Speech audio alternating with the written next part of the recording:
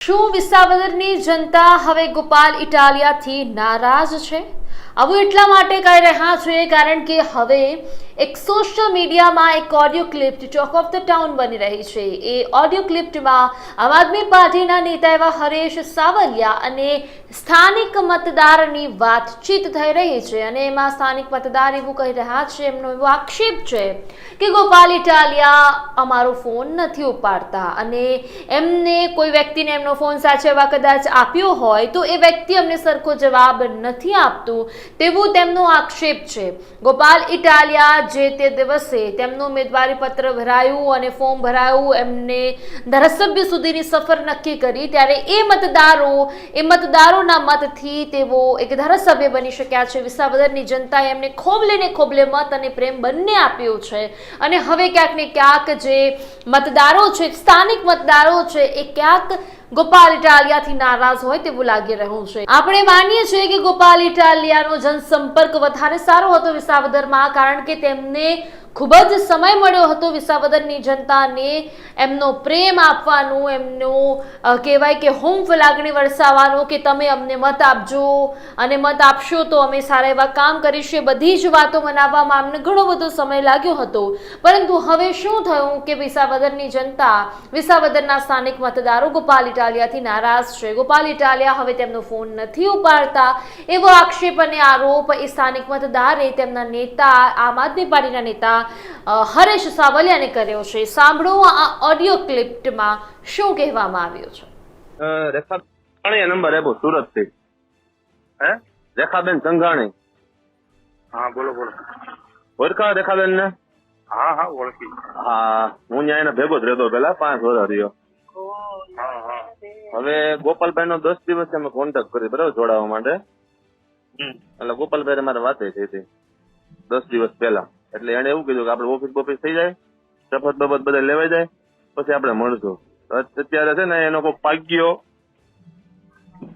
વ્યવસ્થિત ફોન ઉપર જવાબ નથી દેતો। એ કોની પાસે ફોન છે એનો? હવે એનો ફોન કોની પાસે હોય, તમે કોને લગાડતા હોય, તમારી ભાષા જ પેલા તો સારી નથી, સમજ્યા? પાછા જ્યાંથી સારી હોય જવાબ, હું તમને વ્યવસ્થિત જવાબ દઉં, તમે મને વ્યવસ્થિત જવાબ દો, તમે વ્યવસ્થિત જવાબ નો તો પછી તમે ન સાંભળો મારું। હાલો કયો જી? હા પણ તો તમે આ ભાગ્યો ને એવું કરો ને આપણને પસંદ ન હોય યાર ફોન ન કરાય, મને તો એટલી ખબર પડે પછી। હા તો પણ જવાબ દઈ દેવાય ને, હું તમને એમ કહું હરેશભાઈ, હે એને એમના માણસને ફોન આપ્યો હોય ને એનો ફોન બીજા કોઈ અવાવરું માણસ પાસે તો હોય તો હરેશભાઈ તમે આજે બીજી હોય તો 24 કલાક શું કીધું એને? કોણે જવાબ જ નથી દેતો કે હાલો આગળ વાત કરો, હાલો આગળ વાત કરો, હાલો આગળ વાત કરો। તમારું કામ શું છે? કામમાં હોય તો તમને તો બાપુ કામમાં હોય આજે હું મારા 3 ભાઈઓ કોલના કારખાને હાલે છે, હું 24 કલાક કામમાં ભાઈ, એટલો ટાઈમ તો મળે ને કે મારે વાત કરે 10 દિવસ ન મળે। 10 દિવસ થયા। તમારું ગામ કયું? મારું ગામ જુનાગઢ। પ્રોપર? હા પ્રોપર જુનાગઢ। ઓકે તો પછી અને અહીંયા મારા વિસ્તારના ધારાસભ્ય બન્યા છે તો બરાબર છે, તો અમને એટલો પ્રાઉડ ન હોય? હાલો કયો? ક્યાં ગામ તમારું? બિલખાભાઈ રામેશ્વર। અને હું વર્ષોથી જુનાગઢ રહું, મારું ચૂંટણી ગાડી મેં ફેરવું નથી, ત્યાંનું જ રાખ્યું મેં રામેશ્વર નું બિલખાભાઈ। બરોબર।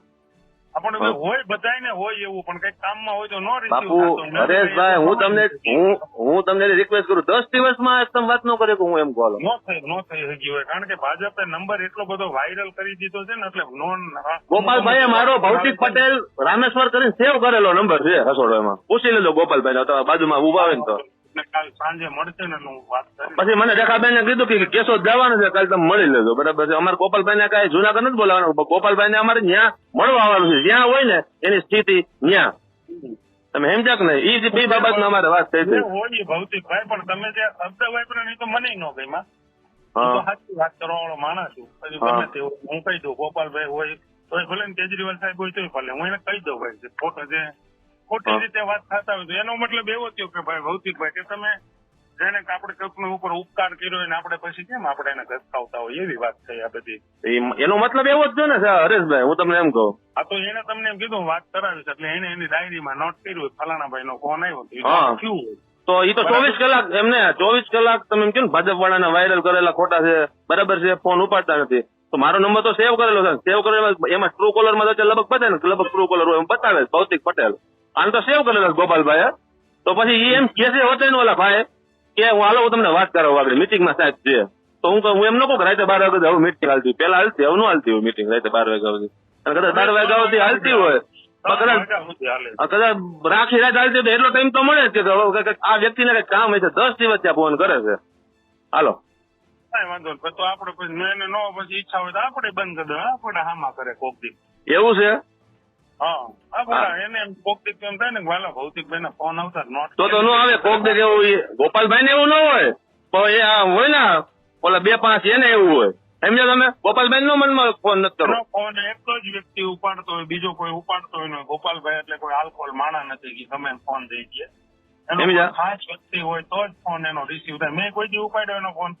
તમે ક્યાંથી ઉપાડો પણ તમે મને પછી રેખાબેન ને કીધું મને કે એક કામ કરે હરેશભાઈ સાવલિયાના નંબર આપું તું વાત કરી લઈ એના ભેગા એક્ઝામ્પલ તરીકે હું તમને વાત કરું છું. ગોપાલભાઈ ના ફોન માં હું કોઈથી બોલ્યો હા બોલો હું હરેશભાઈ બોલું, ગોપાલભાઈ નો ફોન છે એવું. હા તો એનો મતલબ એવો છે કે એનો ભાઈ હોય કે કોઈ ખૂબ નજીકનો માણસ એની સાથે હોય એના ફોન રિસીવ કર્યો હોય હા એવું બને. બને હું કહું 2 દિવસ ફ્રી ન હોય બાકી ગમે માણસ ને એટલો ટાઈમ તો મળે જ. થોડીક શાંતિ રાખો. હવે હાના વાના થઈ જાય. 5-10 દી મારે કાર્યાલય સ્થિર થઈ જાય ને એટલે બધું ગોઠવાઈ જાય. ઈ ભાઈ લબડાવ્યા ને મારી વાત સાંભળો હરેશભાઈ. ઈ ભાઈ લબડાવ્યા ને એટલે તકલીફ પડે બાકી કાંઈ તકલીફ ન પડે.